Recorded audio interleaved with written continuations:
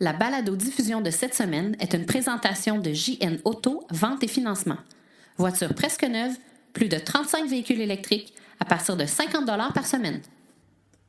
Hyundai nous présente sa nouvelle Kona. Des subventions pour les bornes résidentielles à Joliette. Tesla s'installe à Québec. Plusieurs nouvelles BRCC s'installent dans les dernières semaines. 400 bornes de rue à Montréal et plusieurs BRCC dans les prochaines années. Une entrevue avec des membres de l'AVEC qui sont allés représenter l'association en Corée. Les véhicules électriques, est-ce vraiment écologique? Et une rétrospective des événements à venir dans les prochaines semaines. Tout ça et bien plus encore dans ce 12e épisode de la balado-diffusion Silence, on roule.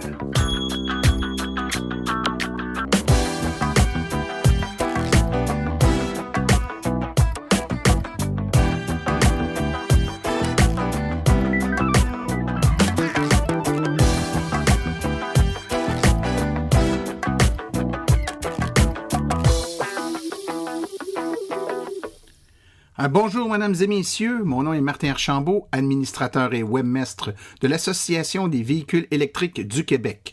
C'est avec passion et plaisir que j'anime ce podcast dédié 100% aux voitures électriques. Eh bien, comme toujours, j'espère que vous avez eu une bonne semaine, que vous vous amusez, que vous profitez du début de l'été, des belles températures, qui même si ça tarde un peu au niveau de la chaleur, quand même, on peut profiter un peu plus de la terrasse qu'on avait l'opportunité de le faire le mois passé. Je vous rappelle que si vous avez des suggestions, des commentaires à faire sur le podcast, n'hésitez pas à m'écrire en tout temps, martin@aveq.ca. Et puis, évidemment, si vous allez faire un petit tour sur iTunes et que vous nous mettez une bonne note là, dans la liste des podcasts, ça nous aide à avoir un score qui est un petit peu plus élevé et ça nous remonte dans la liste des podcasts populaires, ce qui nous amène des nouveaux éditeurs et par le fait même, on peut parler de la voiture électrique à un plus grand nombre de personnes. Alors, c'est pas mal intéressant comme ça. Écoutez, plein de choses à vous raconter cette semaine. Encore une fois, c'est l'été, il commence à faire beau. Et puis là, c'est la saison des événements. L'Association des véhicules électriques du Québec organise une foule d'événements. On vous en parle un peu à la fin de chacune des balados-diffusions. Là, on vous fait un décompte des événements à venir dans les différentes régions du Québec pour les prochaines semaines. Mais je veux simplement prendre le temps, et on va le faire en détail à la fin, là, vous nommer certains événements à venir, mais vous dire, si vous ne l'avez pas encore fait, prenez le temps d'aller visiter les bénévoles de l'association dans les différentes régions. Pour plein de raisons. Un, vous allez avoir là une information neutre, de qualité, qui n'est pas donnée par des gens qui vendent des véhicules. L'association ne retire rien à chaque vente de véhicules, si ce n'est que la satisfaction de contribuer à changer le monde pour un monde meilleur. C'est un peu ça notre seul et unique salaire. Vous avez là sur place des bénévoles qui répondent à vos questions, puis des gens comme vous et moi qui connaissent les voitures parce qu'ils l'utilisent. Donc, c'est pas des discours de vendeurs, c'est pas des discours qui ont pour but de vous faire adopter un modèle plus qu'un autre, c'est tout simplement l'information qui provient de quelqu'un qui utilise au quotidien le véhicule, qui pourra vous parler en toute franchise des avantages et des inconvénients du modèle que lui possède. Puis vous aurez la chance d'essayer, de voir et d'essayer une multitude de véhicules, toujours par des propriétaires, puis vous renseigner aussi d'une façon peut-être un peu plus précise. Généralement, quand on a des événements comme celle-là, on a des kiosques d'information avec des dépliants, des brochures, des renseignements techniques, des renseignements financiers un peu plus précis. Puis dans certains cas, on a même des conférences qui sont données pour vous permettre d'en apprendre un peu plus et de poser toutes vos questions. Donc, je vous invite à prendre le temps de regarder sur notre site web la section calendrier ou encore vous fier là, à la liste des événements qu'on va vous citer à la fin du présent podcast. Puis allez faire un tour, allez essayer des véhicules électriques avant de dire que c'est pas pour vous, avant de dire que vous n'êtes pas certain que c'est un véhicule qui répond à vos besoins. Allez vous renseigner sur place et essayez-le. Ça coûtera rien. Ces événements-là sont toujours gratuits. Puis après, si c'est pas un véhicule pour vous, ça n'en sera pas un, mais au moins vous aurez eu l'information et aurez eu la chance de l'essayer et de voir si effectivement ça correspond ou non à vos besoins. Sans plus tarder et sans m'étirer sur le sujet, je vous propose qu'on passe tout de suite à la section des nouveautés, des nouvelles dans le monde de l'électromobilité des dernières semaines.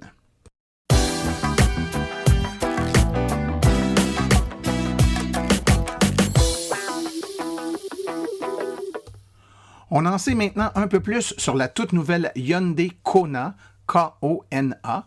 Donc, la Kona 2018 a été révélée avant son lancement sur le marché. Elle devrait être produite un peu plus tard cette année.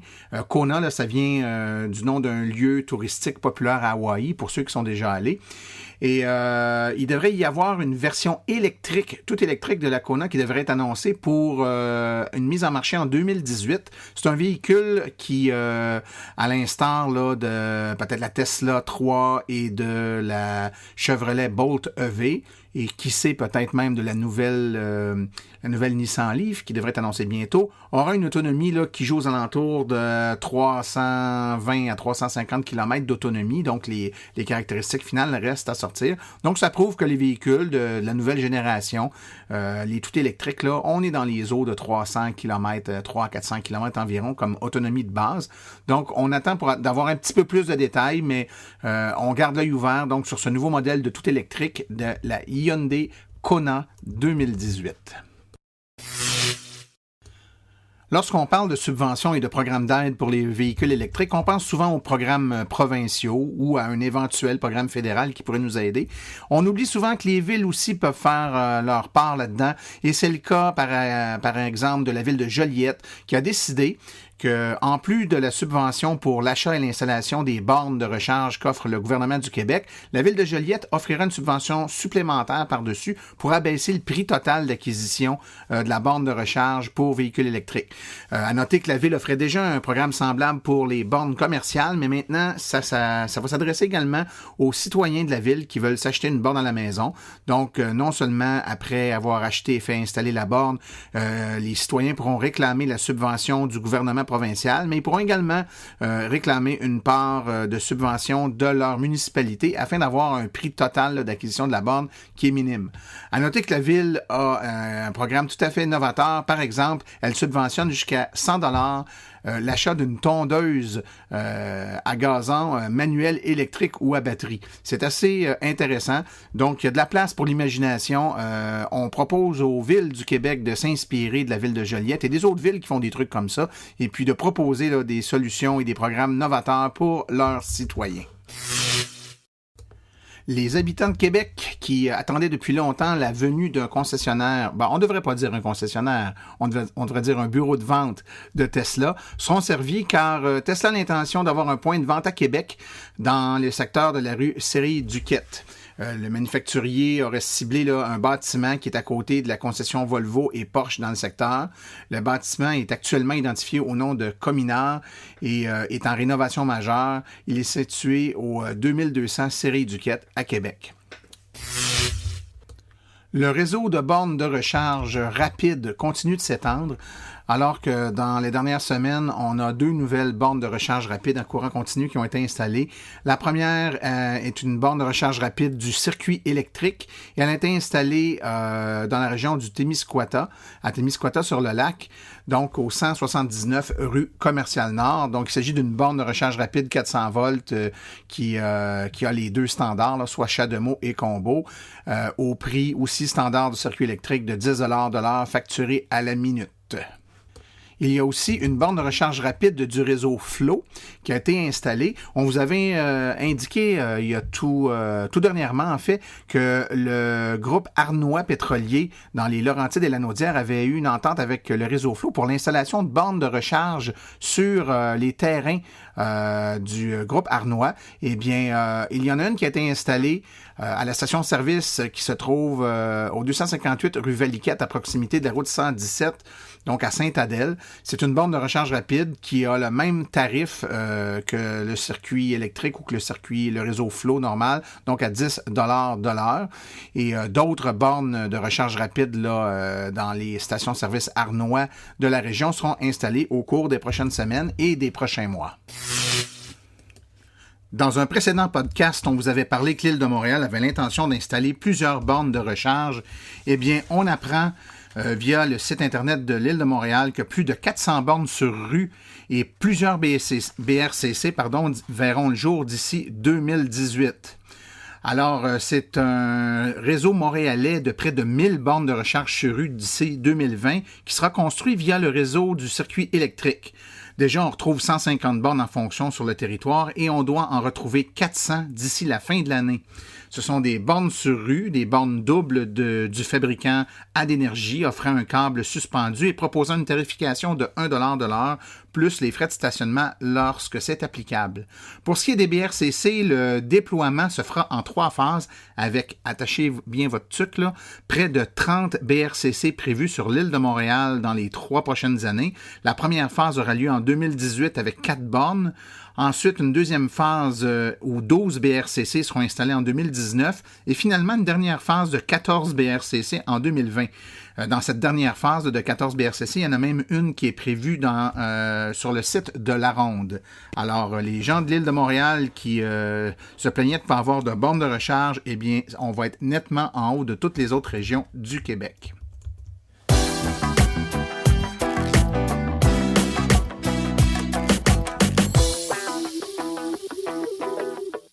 Alors, je suis présentement en compagnie de Pierre-Étienne Messier et Caroline Plante, deux membres de l'AVEC qui ont vécu une expérience assez exceptionnelle et j'ai pensé qu'il pourrait être intéressant de les entendre nous raconter cette expérience. Alors, tout d'abord, bienvenue à vous deux. Merci. Merci. Écoutez, d'entrée de jeu, je pose toujours ou souvent la même question. Vous êtes des électromobilistes depuis combien de temps? Ben, nous, on est propriétaire d'un Soul EV depuis juillet 2015 maintenant, donc bientôt 2 ans. OK. Et puis, évidemment, comme la quasi-totalité des électromobilistes, vous ne regrettez pas votre choix? Non, pas vraiment. On avait 2 véhicules au départ. Quand on a pris ce véhicule-là, on en avait déjà un premier. Et depuis à peine quelques semaines, on est rendu avec comme seul véhicule notre Soul EV. Écoutez, le fait d'avoir une voiture électrique, ça nous amène parfois à des situations qu'on n'aurait pas pu imaginer. C'est un peu ça qui vous est arrivé. Je vais vous demander de m'expliquer un peu l'expérience extraordinaire qui vous est arrivée dans les derniers mois. Expliquez-nous ce qui vous est arrivé puis comment tout ça a débuté. Qu'est-ce qui est arrivé, en fait, c'est qu'on est allé au mois de mars, fin mars à avril, en fait, en Corée du Sud. Puis pourquoi qu'on s'est ramassé là? C'est que je fréquente certains forums de véhicules électriques, dont un forum en anglais qui s'appelle My Kia Soul EV, où il y a plusieurs enthousiastes comme moi qui ont des discussions sur le Kia Soul EV. Et il y a beaucoup de Coréens sur le forum. Et un de ceux-là, Kevin Pental, qui est en fait un Anglais qui habite en Corée, lui était dans l'organisation pour un groupe d'utilisateurs coréens là-bas. Et cette année, en 2017, il y avait un forum et une exposition de véhicules électriques qui se tenait en Corée du Sud et cherchait à inclure des gens d'autres origines que la Corée à ce forum-là. Donc, il cherchait quelques personnes à inviter. Il m'a contacté pour savoir qui on pourrait inviter du Québec. Étant donné qu'il a lui-même un Soul EV, il fréquente différentes pages Facebook, puis il avait pensé en premier à inviter Richard Trudeau de la page Kia Soul EV Québec. Donc, il m'a demandé de le contacter pour l'inviter à ce forum-là. À ce moment-là aussi, il m'a demandé si je voulais bien faire partie du forum et il a invité aussi une autre personne, Björn Nilen, qui lui est un utilisateur de Tesla en Norvège. Donc, on était 3 conférenciers invités pour cette conférence-là. OK. Et la conférence avait lieu en Corée du Sud. À quel endroit précisément? C'est sur l'île de Jeju, qui est une île carrément au sud de la Corée du Sud. C'est une petite île où il y a plusieurs véhicules électriques, en fait. C'était la 4e année que le Salon international des véhicules électriques, l'IEVE, avait lieu cette année. Et c'était le plus gros événement jusqu'à maintenant. OK, puis c'est pas une île, c'est pas un endroit qui est très, très grand, ça, si je me trompe pas.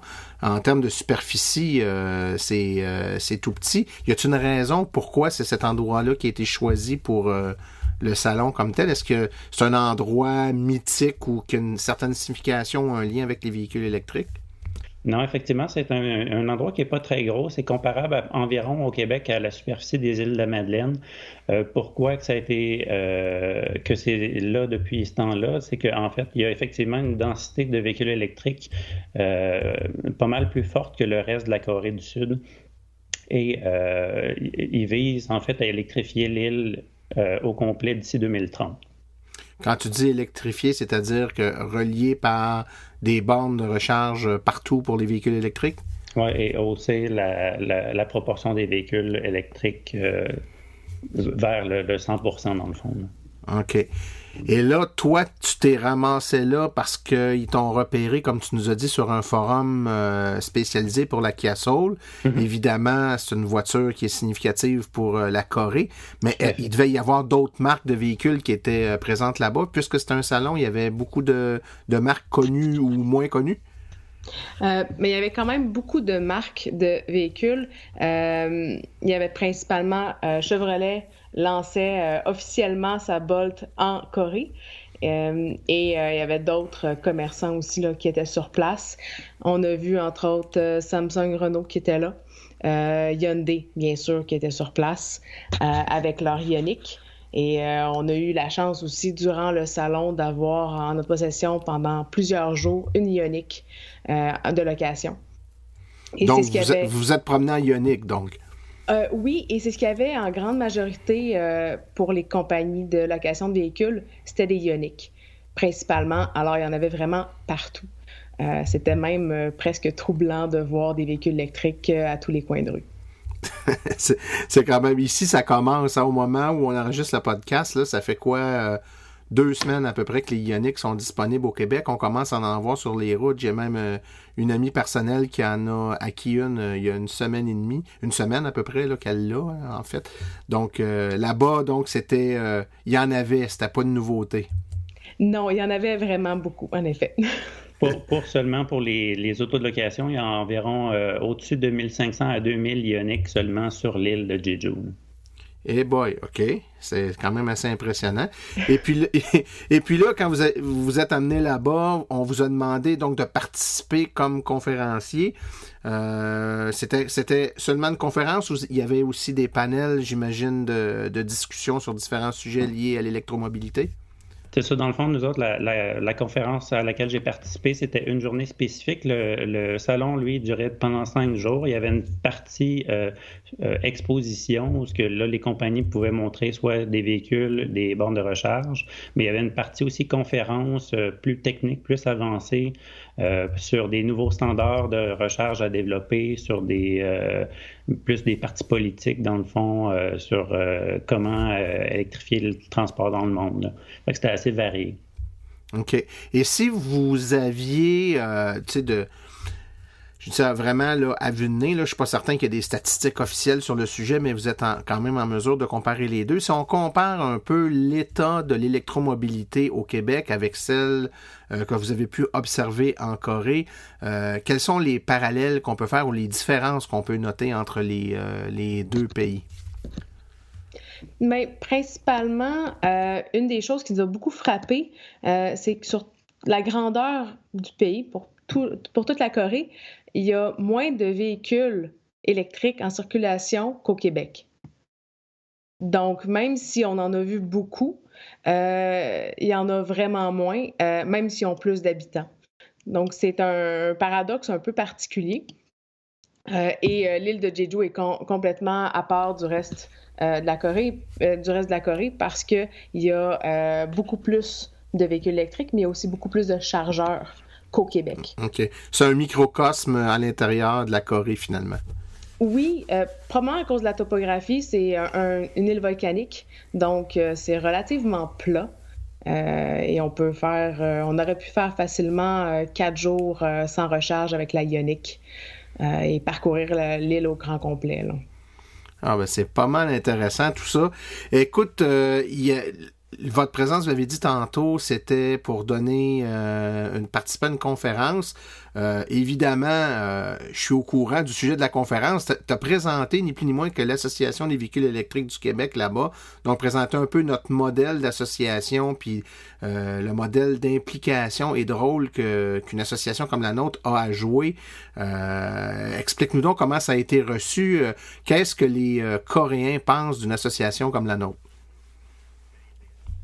Il était vraiment surpris, en fait, de la manière structurée qu'on a, l'approche globale à travers le Québec qui est la même, puis notre bonne organisation, avec les événements, avec le programme d'essais routiers, avec les polos orange qui ont fait sensation là-bas parce qu'on avait l'air justement bien organisé, puis ça fait une belle image de marque. Ces raisons-là, eux autres, leur association, il y a plusieurs petites associations, dont une majeure qui est le EV User Forum and Festival, le EVOF, mais il n'y a rien d'encore aussi structuré que l'AVEC, puis ça les a fait beaucoup réfléchir, ils m'ont dit, puis j'imagine qu'ils vont peut-être s'inspirer un peu de notre modèle à l'avenir. Écoute, on vit souvent le même style de comparaison, mais beaucoup plus proche avec les gens de l'Ontario, de Vancouver ou même de plusieurs États américains. Donc, c'est intéressant de voir que la réaction semble un peu la même quand on s'en va de l'autre côté du globe. Pendant votre séjour, il y avait le Seoul Motor Show, qui est une exposition de véhicules, une exposition internationale. Vous avez dû voir des choses là-bas que vous vous attendiez pas à voir. Donc, parlez-nous donc un peu de cette exposition-là. Mais au salon de Séoul, oui, il y avait des choses intéressantes à voir. C'est sûr que c'est un salon des véhicules en général. Donc, c'était pas axé seulement sur les véhicules électriques, mais il y en avait quelques-uns. Il y avait surtout des petits prototypes intéressants. Il y en avait une, entre autres, c'est une 2 places, un tout petit véhicule rouge, 2 places, qui avait l'air de presque un jouet. Elle pouvait faire, selon leur évaluation, jusqu'à 765 km d'autonomie, avec une vitesse constante de 60 km/h, on s'entend, mais elle pouvait monter jusqu'à 200 km/h, puis elle avait une batterie de 80 kW. Donc, c'était intéressant, très, très intéressant. Puis, la proportion, là, étant donné que c'est un salon de voitures en général, donc il y avait une petite portion dédiée aux voitures électriques, est-ce que c'est comparable en termes de représentativité à ce qu'on peut voir dans un salon de l'auto, comme au salon de l'auto de Montréal, par exemple? Nous, on a été seulement dans une des 3 tentes. En fait, on a été invité à la journée de presse avant la journée officielle, l'ouverture officielle du salon. Donc, on a pu visiter seulement une des 3 expositions qu'il y avait. Mais malgré tout, dans ce panel-là, il y avait quand même beaucoup plus de véhicules électriques qu'on peut retrouver normalement chez nous, malgré le fait que certains grands joueurs n'étaient pas présents, comme Nissan n'était pas dans cette panel-là. Les autres il y avait beaucoup de produits en fait coréens qui ne sont pas disponibles ici, comme des petits pick-up utilitaires qu'on n'a pas du tout ici au Canada. Et il y a quelques années, en fait, il y a 2 ans et demi à peu près, je suis allé au Japon. Puis ce qui m'a frappé, moi, là-bas, c'est que contrairement à ici, pour eux, une borne de recharge rapide, donc une borne L3, c'est pas quelque chose qui s'est déployé après les bornes de niveau 2 à 240 volts. C'est quelque chose qui s'est déployé dès le début et qui est voire aussi répandu que les autres types de bornes. Donc, il y avait des bornes de recharge rapide pratiquement à vue à tous les coins de rue. En Corée, c'est un peu semblable à ça, là. Il y en a de la borne de recharge rapide. Effectivement, comme on disait tantôt, le nombre de véhicules là-bas est inférieur à celui du Québec, le nombre de véhicules électriques, on s'entend. Mais toutefois, l'infrastructure présentement est déployée à vitesse grand V. Présentement, il y a au-dessus de 1000 stations de recharge de niveau 3 à travers la Corée, qui incluent des vitesses entre 25 kW à 50 kW. Il y a certaines stations 100 kW également. Donc, eux, ils misent vraiment sur l'électrification en premier de l'infrastructure, la mise en place de l'infrastructure, puis tranquillement, pas vite, les gens commencent à avoir Et est-ce que leur système de tarification électrique est avantageux? Donc, dans leur cas, est-ce que, tout comme nous, il y a des économies substantielles à faire en faisant une migration du pétrole vers l'électricité?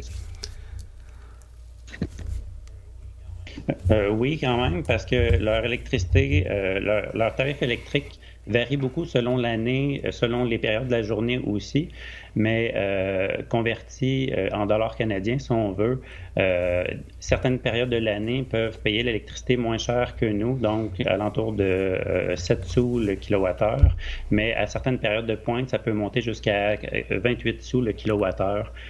Donc, recharger au bon moment son véhicule devient vraiment une bonne priorité. C'est le même principe s'appliquait aussi au Japon. Est-ce que vous avez vu des systèmes où le chargeur sert à la fois à alimenter le véhicule et à la fois à alimenter la maison à partir du véhicule pour être capable de récupérer l'électricité du véhicule à des moments où l'électricité du secteur coûte plus cher?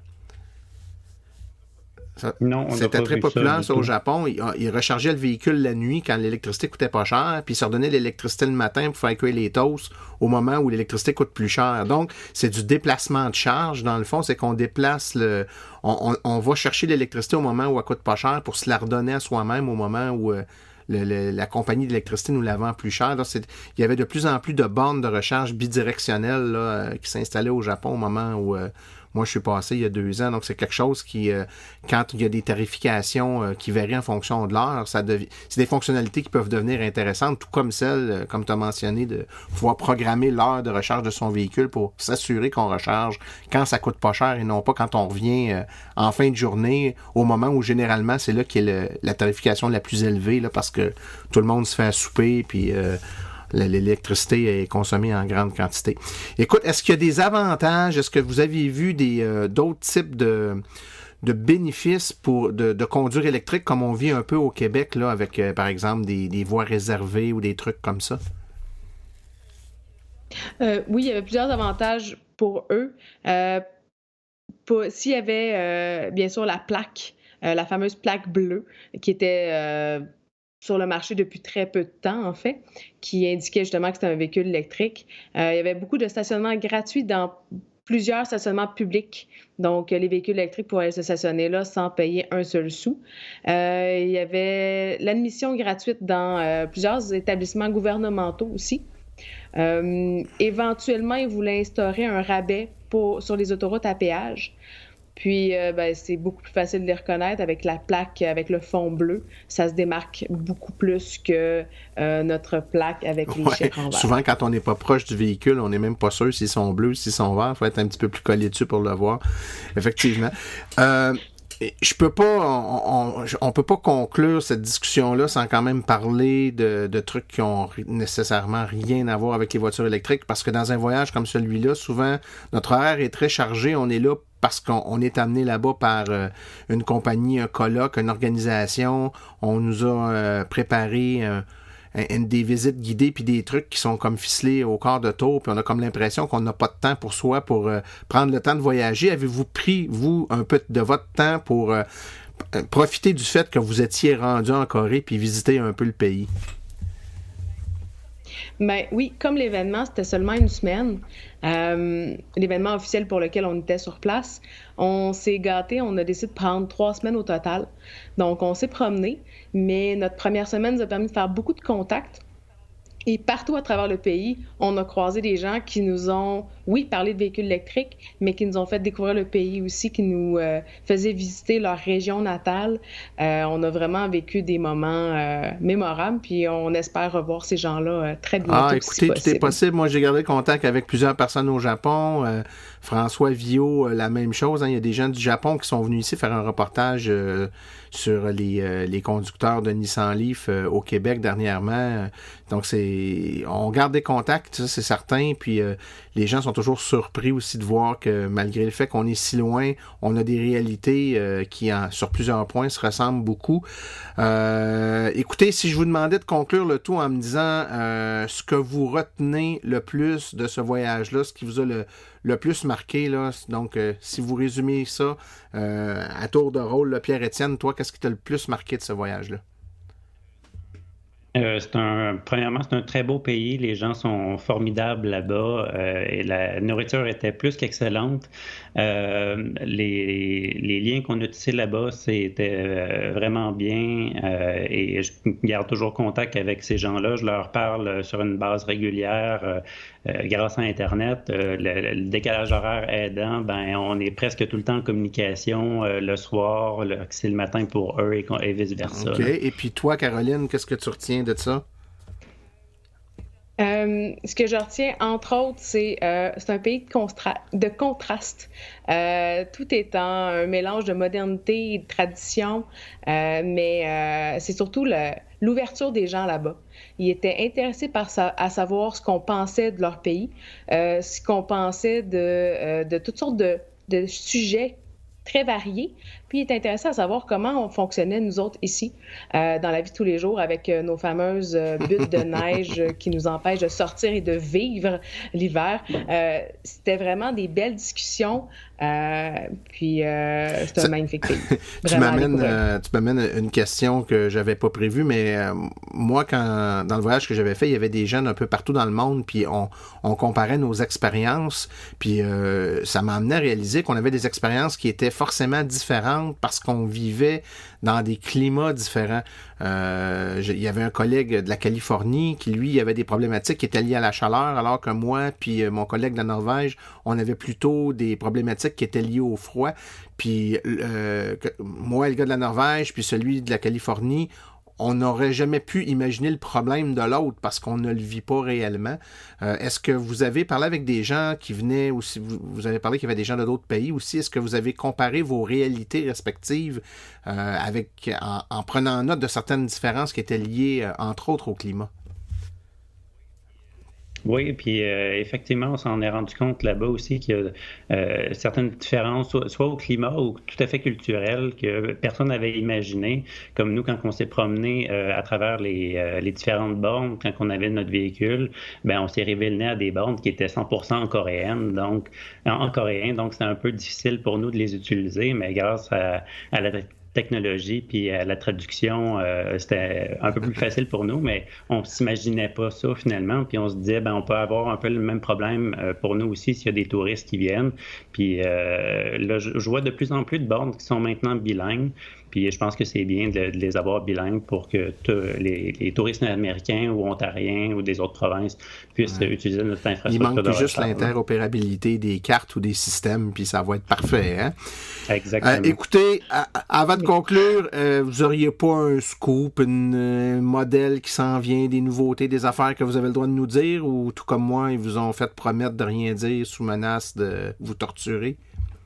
Malheureusement, non, j'ai pas de scoop à tout casser, mais mes amis là-bas me tiennent informé des nouveaux développements de Hyundai et de Kia. Donc, j'ai souvent les nouvelles traduites en anglais pour moi, des articles en coréen là-bas. Donc, j'hésite pas à les reposter puis à faire profiter les gens ici. C'est super gentil. Écoutez, vous avez été très généreux de votre temps, tous les deux, Caroline Plante et Pierre-Étienne Messier. Je vous remercie beaucoup de votre présence sur le podcast et puis j'espère qu'on aura la chance de se reparler bientôt.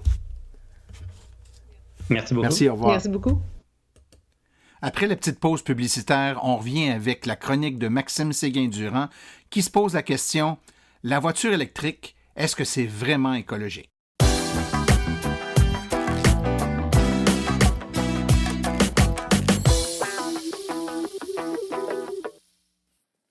JN Auto, la référence lorsque vient le temps de se procurer une voiture électrique presque neuve. Plus de 35 véhicules électriques à partir de 50 $ par semaine. De plus, JN Auto offre une promotion exclusive aux membres hors de l'Association des véhicules électriques du Québec. Un rabais supplémentaire de 500 $ sur le prix affiché à l'achat de votre voiture. Une seule promotion par achat. JN Auto, choix, qualité et service après-vente irréprochable depuis 1982. Téléphonez-nous sans frais au 1-888-821-3084. Consultez notre liste de voitures au www.jnauto.com ou visitez-nous au 317 route 116 à Richmond, en Estrie.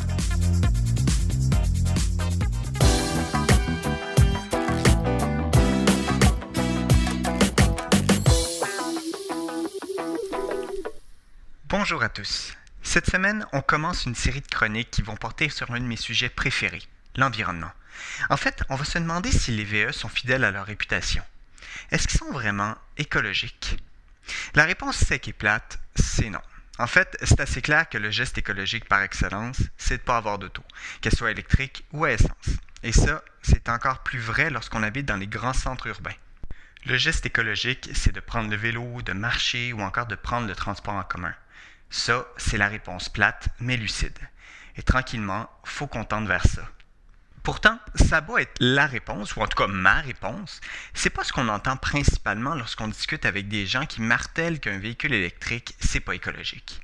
Souvent, on entend plutôt parler de batteries diaboliques, dont la production et la fin de vie seraient particulièrement dommageables pour l'environnement, au point où ce serait pire que toutes les émanations de gaz carbonique et autres métaux lourds qui viennent avec l'utilisation d'une auto à essence, avec la production du pétrole, etc.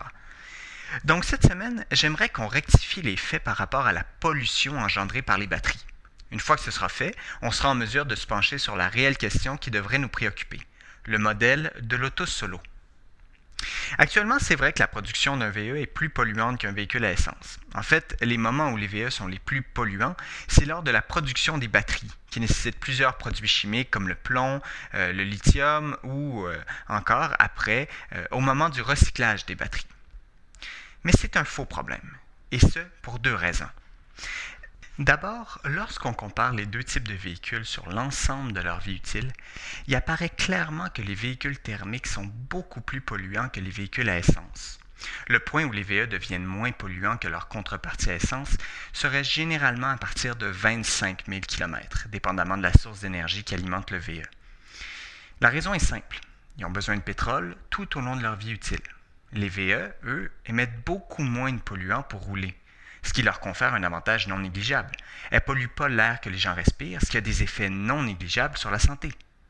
En fait, la seule pollution qu'émettent les VE, c'est lié à l'entretien, aux réparations, aux pneus et évidemment à l'énergie utilisée pour remplir les batteries. Mais alors, qu'en est-il lorsque l'énergie qui sert à recharger les VE ne provient pas d'une source renouvelable, comme c'est le cas dans une grande proportion d'États dans le monde? Bien, il semblerait que même dans ces cas-là, les VE émettent moins de pollution que les véhicules thermiques. Cela dit, soyons clairs. Si votre VE avance grâce à l'énergie d'une centrale thermique, votre gain écologique par rapport aux véhicules à essence est pas mal moins évident, même s'il existe.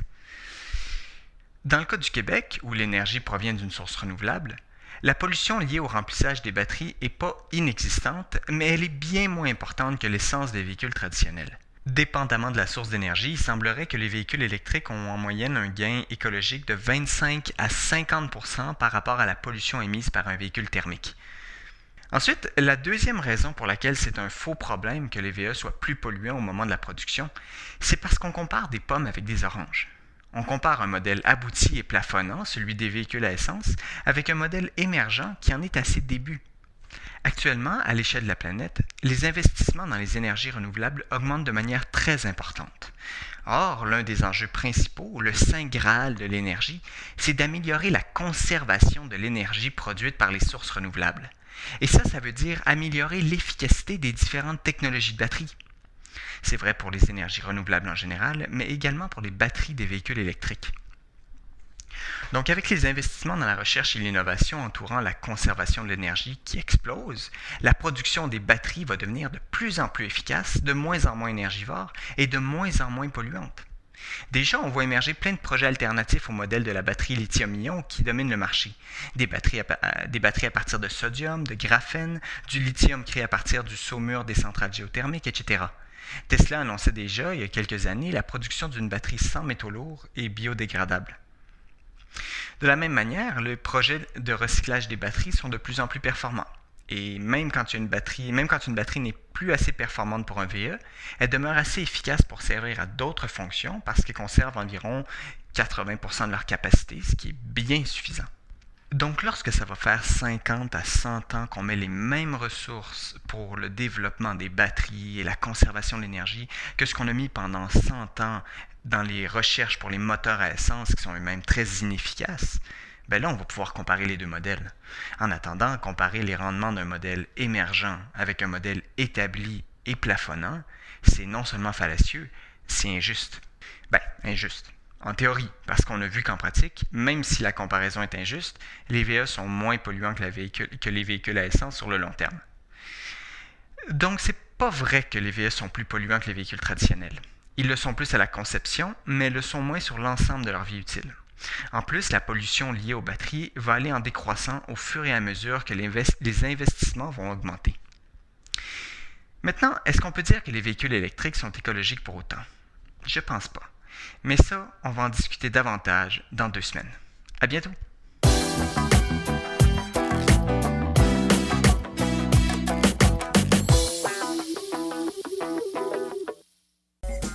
Voici les événements à venir dans le monde de l'électromobilité pour les prochaines semaines.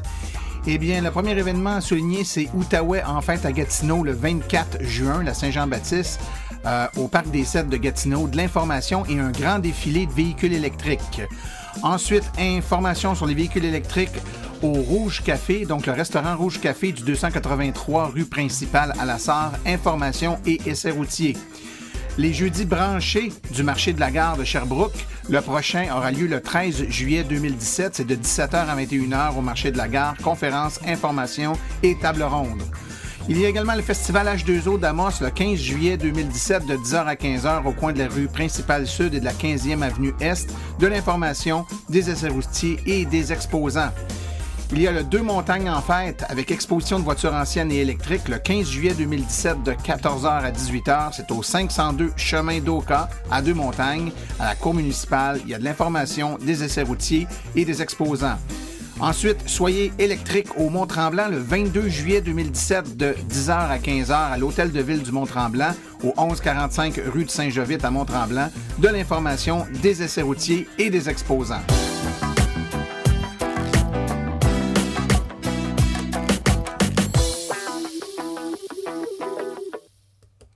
Alors, ceci conclut la présente balado-diffusion.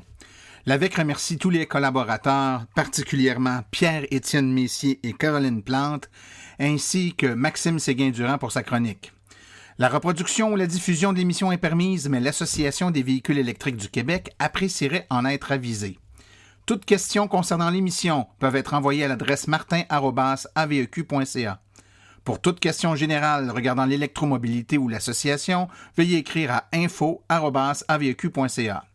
Pour vous renseigner et avoir toute la documentation de l'AVEQ, visitez le www.aveq.ca. Je vous rappelle que sur notre site web, afin de vous faciliter la tâche, vous avez accès aux archives de nos balados, ainsi qu'à des hyperliens vers les sites web mentionnés aujourd'hui, le tout directement au www.aveq.ca/silence. Mon nom est Martin Archambault et d'ici la prochaine balado, j'espère que vous attraperez la piqûre et que vous direz vous aussi, silence, on roule.